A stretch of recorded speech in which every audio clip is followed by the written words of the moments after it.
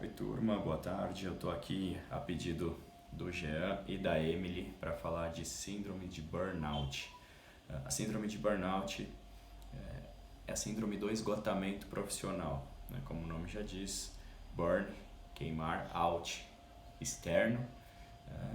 É a síndrome que acomete ali os profissionais e que acaba os deixando num estágio de combustão, né? Eles ficam quase como uma bomba relógio. É uma patologia muito frequente, principalmente em profissões que têm uma pressão dentro do clima organizacional ou nos processos de trabalho, né, que eles são submetidos a uma pressão elevada ou que eles têm um número eh, de responsabilidades, um grau de responsabilidades muito elevado, tá? Ou que eles não conseguem fazer o que a gente chama de descompressão, né? Ou seja, a possibilidade de ter válvulas de escape para lidar com o estresse. A gente vê muito isso em C-level, né? O pessoal de alta gestão que não consegue desligar, está ali 24 horas por dia ligado, surge um problema, tem que resolver. Ou em profissões como enfermagem, né? Não preciso nem falar muito a respeito, né? Basta vocês perceberem o que está acontecendo. Ou os professores também, por conta de toda a carga emocional envolvida, de toda a pressão, né? de tudo que se insere no contexto de trabalho deles. O burnout ele respeita basicamente 5 etapas, né? É uma construção. E o engraçado, o interessante é que a primeira etapa é uma etapa caracterizada por um empenho muito grande, né? Em alguns utilizam como a fase da esperança, que é aquele período em que você está ali tão empenhado, que você deposita tanta energia nas suas atividades, que você acaba chegando a um patamar que não é passível de ser mantido.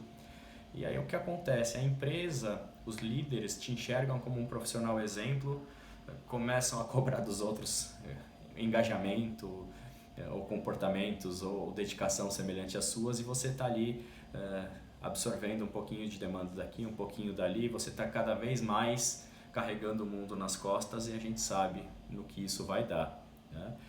A segunda etapa é a da frustração.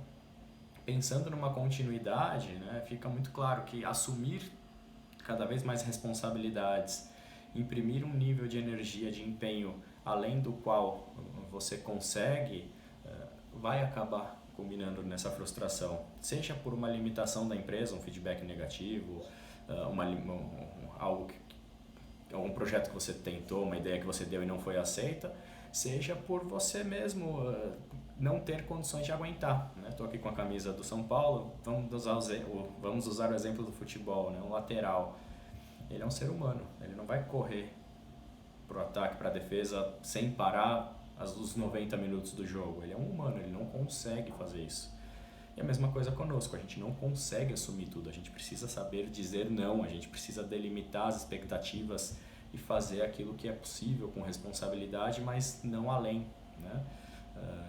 E aí nessa frustração, a liderança não enxerga esta queda como um possível sintoma, mas sim como um corpo mole. E aí você já acaba, além das questões de baixa energia, começa também a lidar com comentários, com feedbacks, com questões que te frustram ainda mais e que te levam para o terceiro estágio, que é o de raiva. E a raiva no contexto corporativo, ela tem um caráter diferenciado, ela geralmente é reprimida. E aí fala-se muito do burnout como síndrome da implosão por isso, porque você vai guardando as coisas, vai engolindo sapos, vai digerindo tudo, vai só introjetando, né? E essa raiva ela fica ali e ela começa a te corroer. E aí aqui você já começa a ter problemas, né? A gente já começa a ver um profissional nesse estágio, ele já começa a apresentar irritabilidade, mau humor, né? Aquele cara que não fala mais bom dia para as pessoas, aquele cara que entra, fica ali no cantinho dele, é super reativo, se você pede alguma coisa ele já reage de uma forma ruim, já começa a reclamar, e isso naturalmente tende a piorar ainda mais a visão da gestão a seu respeito e te levar para a quarta etapa, que é de apatia.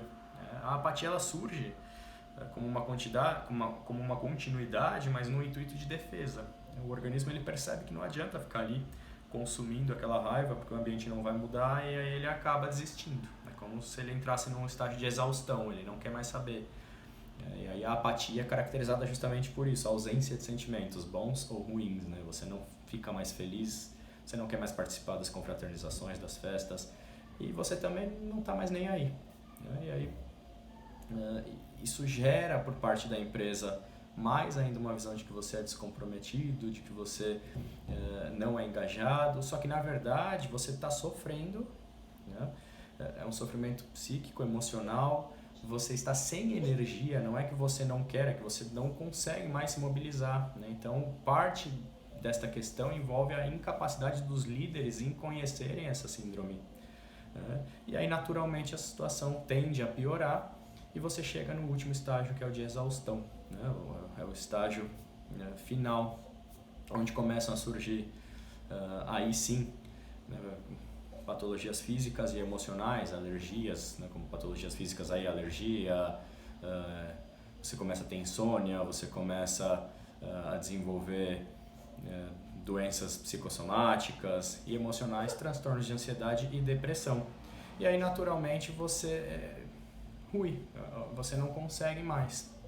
E quem percebe, quem consegue tratar isso é o psicólogo e o psiquiatra. O tratamento é muito rápido, com cerca de 1 a 3 meses você já observa resultados, e normalmente só a terapia já resolve. Tá? E nos poucos casos que precisam de medicação, eles usam ansiolítico para baixar a ansiedade e antidepressivo para estabilizar o humor. Tá? Para finalizar o vídeo, eu queria só dar algumas dicas de como não chegar a esse estágio, ou de como prevenir a patologia, né? Que são: equilibre as coisas, né? Equilibre as suas expectativas. Quando você for para um emprego novo, ou para um projeto novo, se entenda, né? Saiba que você tem um limite, não imprima nada além desse limite, né? Equilibre também a vida social, lazer, cultura, esporte. Inclusive a prática de esporte é extremamente importante, as endorfinas ajudam bastante, né? Pratique esportes, evite consumo de álcool, drogas e substâncias ilícitas, porque elas também, né, obviamente, mexem diretamente com todos os hormônios envolvidos no humor. E procure psicólogo quando você sentir necessidade. As pessoas rotulam muito, né? Psicólogo é para doido, psicólogo é para isso, é para aquilo. Não, gente.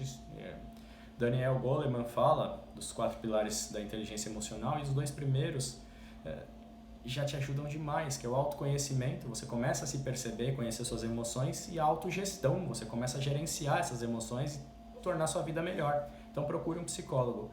E para finalizar, fujam dos vampiros emocionais e dos zumbis emocionais. O vampiro emocional é aquele cara que te drena, você começa a conversar com ele, nem percebe, quando a conversa termina, sem motivo você se sente mal. Até ali você estava bem, de bom humor, de repente você está cansado, tá mal, tá triste.